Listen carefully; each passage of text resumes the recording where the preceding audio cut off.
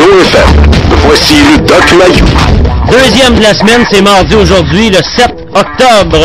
Salutations pour vous, Pierre Mayou. Bon matin, Jonathan. Vous savez, Doc, bien entendu qu'il y a des gens qui nous suivent via notre site web et nous écoutent via Internet. J'ai reçu un courriel de quelqu'un qui vient de votre coin. Imaginez, c'est assez curieux. C'est une des rares fois que ça se produit depuis que vous êtes collaborateur chez nous. Et là, on me dit, Joe, parlez donc de thé vert avec le Doc Mayou, parce que je sais que Pierre Mayou est un buveur de thé vert. Oui, c'est vrai. C'est vrai. Ça veut dire que la personne, soit qu'elle a lu quelque part, ou peut-être même qu'elle vous connaît un petit peu, le thé vert, et là on me dit que on aimerait ça vous entendre, Doc, sur les bienfaits du thé vert pour la santé.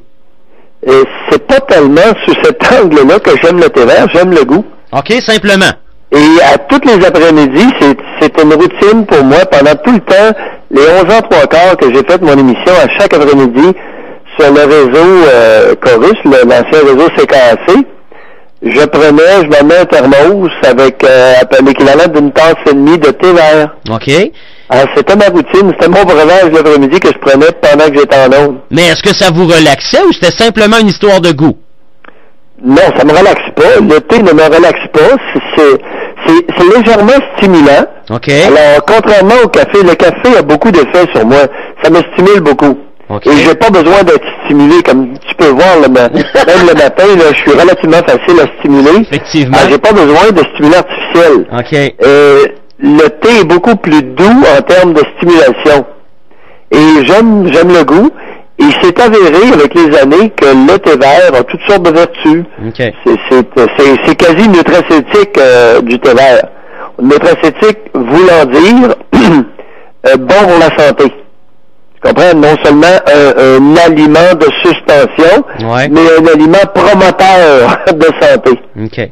Bon, là, cet auditeur-là, il va d'une affirmation. Il dit « Je sais que le thé vert est le meilleur anti-cancer existant. » Là-dessus, avez-vous un commentaire? Non. Ça, écoute, je ne sais pas, là. Je n'irai pas trop loin quand même. OK. Parce qu'il y a beaucoup, on découvre de plus en plus d'éléments nutraceutiques, et d'ailleurs, le bleuet.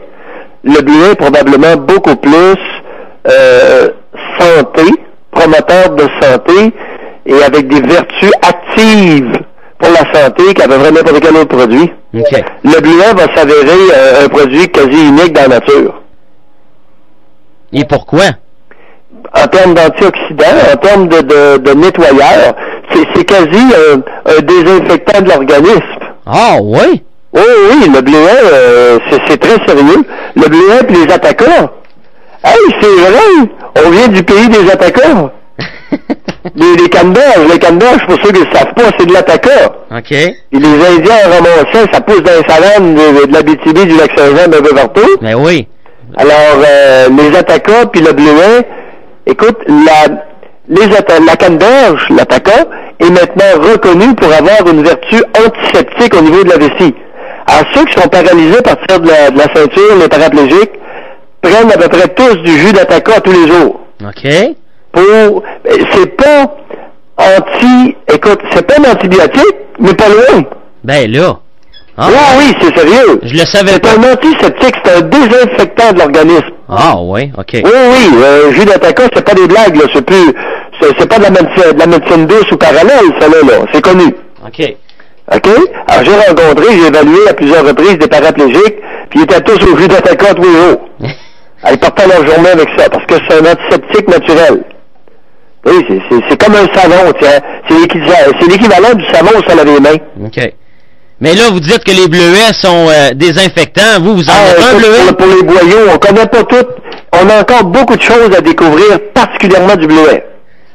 Alors, régulièrement, moi, je prends du jus de bleuet, je prends des jus. Il y a un jus qui se vend maintenant avec plusieurs petits fruits.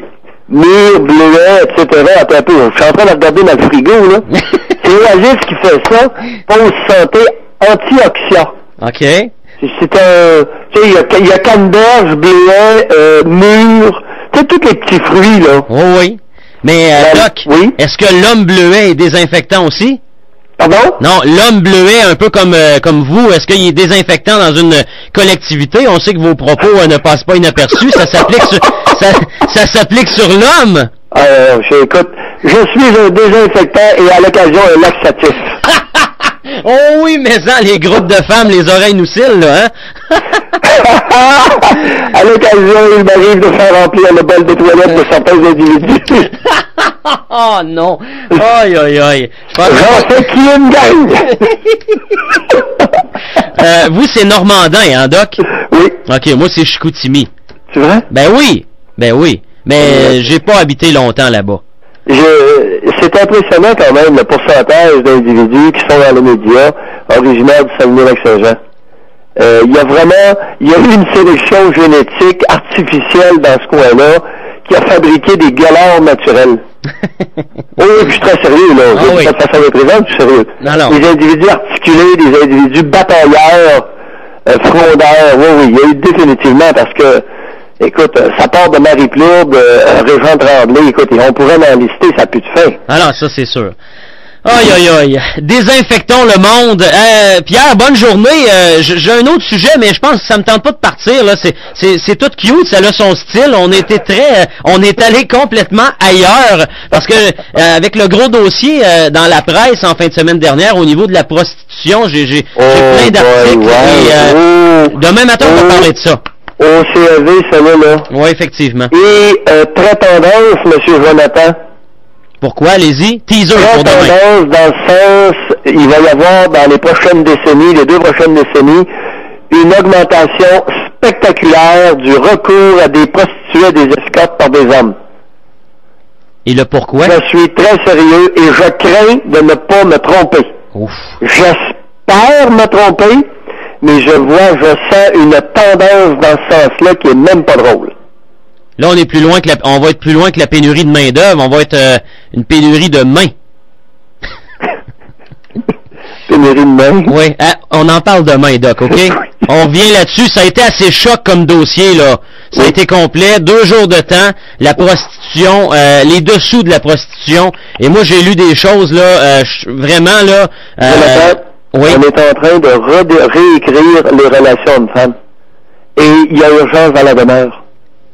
Il y a urgence dans la demeure de réécrire les relations hommes-femmes au Québec. Je te dis. La suite demain, Doc. Bonne journée. Bye.